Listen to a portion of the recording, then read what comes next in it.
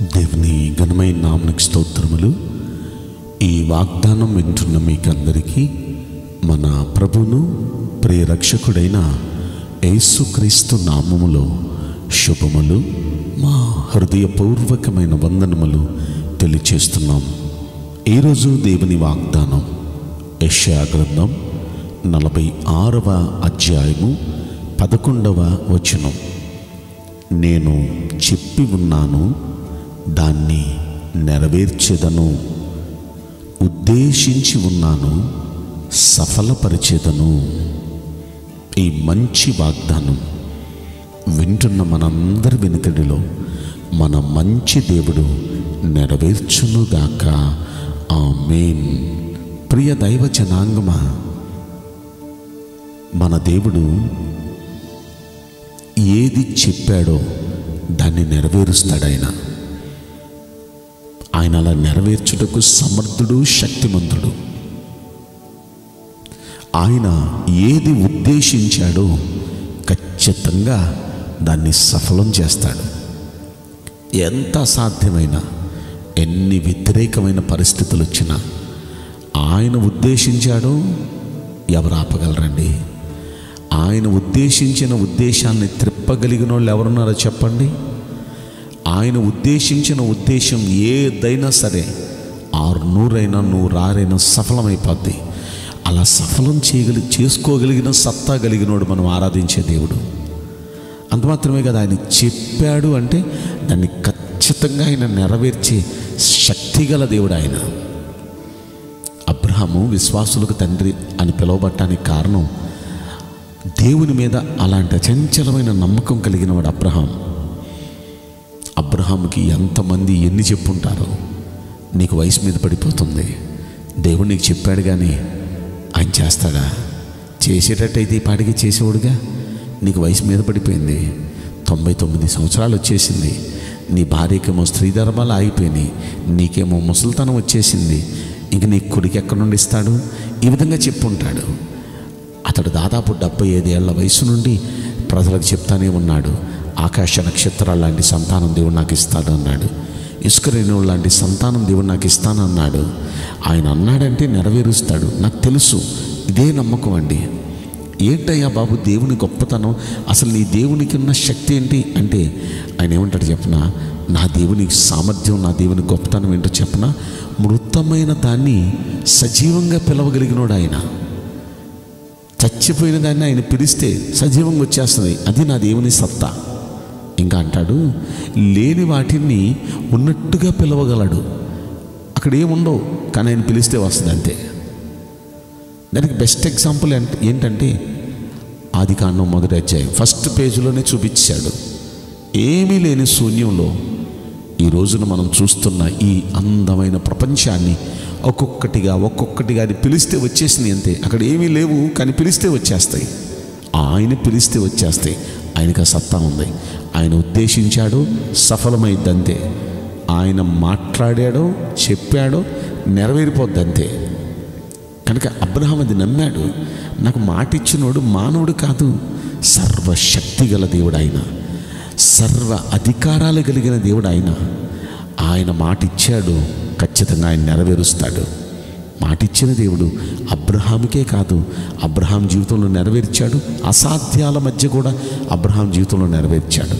ఇలా మాటిచ్చి నెరవేర్చిన సందర్భాలు ఎన్నో.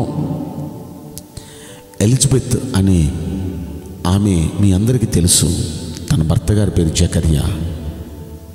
ఆ దంపతులకి వృద్ధాప్యం, నిండు వృద్ధాప్యం. వారు కూడా క్రొత్త నిబంధనలో చూస్తాం. అదంటే అబ్రహాం గారు అంటే పాత నిబంధన, ఎప్పుడో క్రీస్తు పూర్వం 2000 సంవత్సరాల క్రితం అని మీరు అనుకోవచ్చు. కొత్త నిబంధనలో యేసయ్య కన్నా ముందు వచ్చినవాడు బాప్తిస్మిచ్చి యోహాను. ఆ బాప్తిస్మిచ్చి యోహాను గురించి దేవుడు వాళ్ళిద్దరికి చెప్తున్నాడు. భార్య భర్తలు నిండు వృద్ధాప్యం.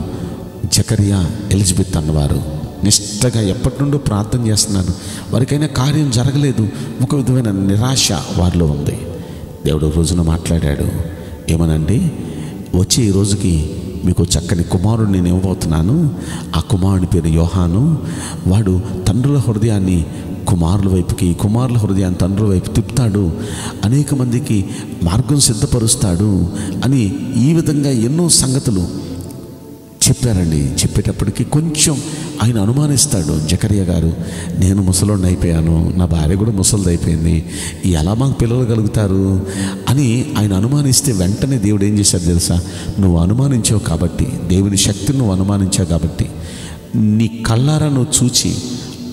కళ్ళారా చూసే వరకు నీ నోరు మూయబడుగాక అన్నాడు. ఇక అప్పటి నుండి అతడు మూగవాళ్ళగా అయిపోయాడు. ఇక మాట్లాడటం లేదు.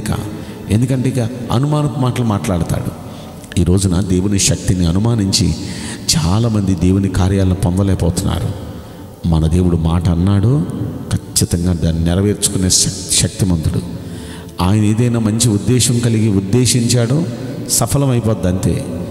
మనం అనుకున్నది నెరవేరకపోవచ్చు, మనం అన్నది మనం నెరవేర్చలేకపోవచ్చు, కానీ మన దేవుడు అంటే ఖచ్చితంగా నెరవేరుస్తాడు. మన దేవుడు ఉద్దేశించాడో ఖచ్చితంగా జరిగిపోద్ది, అది సఫలమైపోద్ది. మనందరి గురించి దేవుని ఉద్దేశం ఏంటో చెప్పిన మంచి జరగబోతుంది. మనకు మంచి చేసే ఉద్దేశంతోనే దేవుడు మనల్ని పిలిచాడు, దేవుడు మనల్ని ఎన్నుకున్నాడు. మనందరికీ మంచి చేస్తాడు ఆయన, మనందరి జీవితాలకి మంచి చేస్తాడు ఆయన. కాబట్టి నమ్మండి, మంచి చేసే ఉద్దేశంతోనే మనల్ని పిలిచాడు ఆయన, మనల్ని రక్షణలోకి తీసుకుని వచ్చాడు. మనల్ని ఎప్పటికప్పుడు విశ్వాసంలో బలపరుస్తూ ఈ వాగ్దానాలు మనతో మాట్లాడుతున్నాడు. దేవుడు ఎప్పుడు ఏది మాట్లాడినా సరే ఖచ్చితంగా మాట నిలబెట్టుకోగలడు. ఆయన అంటాడు, నా మాట ఎలాంటిదో చెప్పనా, ఆకాశం నుండి పడు మంచు వంటిది, వర్షం వంటిది అన్నాడు. ఆ వర్షం నేల మీద పడి విత్తువానికి విత్తనం, భుజించేవానికి ఆహారం కలిగినట్టుగా చేస్తుంది, నిష్ఫలంగా పోదు. నా మాట కూడా అంతకన్నా శక్తివంతమైంది, నిష్ఫలంగా పోదది. నేను మాట్లాడాను, ఖచ్చితంగా అది నెరవేర్చిద్ది అని యెషయా గ్రంథం 55వ అధ్యాయంలో మీరు 10వ వచనం కానుండి చూడొచ్చు ఈ మాటలు. కనుక దేవుడు మీతో మాట్లాడుతున్నాడు. ఈ వాగ్దానాలన్నీ మీరు ప్రతిరోజు వింటున్న వాగ్దానాలు దేవుడు మీకు ఇస్తున్నాడు. ఎప్పుడు జరుగుతీలే అని అనుమానిస్తున్నారేమో, లేదు, దేవుడు ఖచ్చితంగా మంచి చేసే ఉద్దేశంతోనే ఉన్నాడు. ఆయన మాట్లాడుతున్నాడు. సరే, ఇక్కడ ఒక వాగ్దానం మీకు నేను గుర్తు చేసి నేను ముగిస్తాను. 4వ వచనంలో ఏమంటాడంటే, 46వ అధ్యాయము యెషయా గ్రంథం 4వ వచనంలో, ముద్దిమి వచ్చు వరకు నిన్ను ఎత్తుకునేవాడును నేనే, తల వెంట్రుకలు నెరయ వరకు నిన్ను మోసేవాడును నేనే చేశాను, నేనే చంకబెట్టుకుని నిన్ను ఎత్తుకుంటూ రక్షిస్తాను అన్నాడు. ఈ వాగ్దానం వింటున్నవారు అన్ని రకాల వయసులో వాళ్ళు ఈ వాగ్దానం వినొచ్చు. అయితే ఈ వాగ్దానం వింటున్న మీలో ఒకవేళ వయసు మీద పడి ఉండొచ్చు. ఏంటి నా పరిస్థితి అని మీరు బాధపడుతూ ఉండొచ్చు. ఆయన అన్నాడు, మిమ్మల్ని ఎత్తుకుంటానన్నాడు. మనం చిన్నప్పుడే మన తల్లిదండ్రులు మనల్ని ఎత్తుకున్నారు, వదిలేశారు. పెద్ద అయిన తర్వాత ఇంకా వదిలేశారు. కానీ మన దేవుడు చివరి వరకు మనల్ని ఎత్తుకునేవాడు. ఆయన మనల్ని ఎత్తుకోవటం అంటే దాని అర్థం మన బాధ్యతలు, మన బరువులు అన్నీ ఆయన ఎత్తుకుంటాడు. చివరి వరకు, ముద్దిమి వచ్చు వరకు మనల్ని ఎత్తుకునేవాడు. తలెంట్రుకలు నెరయవలసు మోసేవాడు. చివరి వరకు, తుది శ్వాస మనం విడిచే వరకు మనల్ని ఎత్తుకొని మన బాధ్యతలు, బరువులు మోసేవాడు. కాబట్టి వాగ్దానం వింటున్న మీరు మీ బాధ్యతలన్నీ ఆయన తీసుకుంటున్నాడు. నమ్మండి, మీ బరువులన్నీ ఆయన తీసుకుంటున్నాడు. మీరు ధైర్యంగా ఉండండి. ఆయన చెప్పాడంటే దాన్ని నెరవేరుస్తారు. ఆయన మీ గురించి ఏదైనా ఉద్దేశించారంటే ఖచ్చితంగా సఫలమైంది. ఖచ్చితంగా మీ అందరి బాధ్యత ఆయన తీసుకొనుగాక.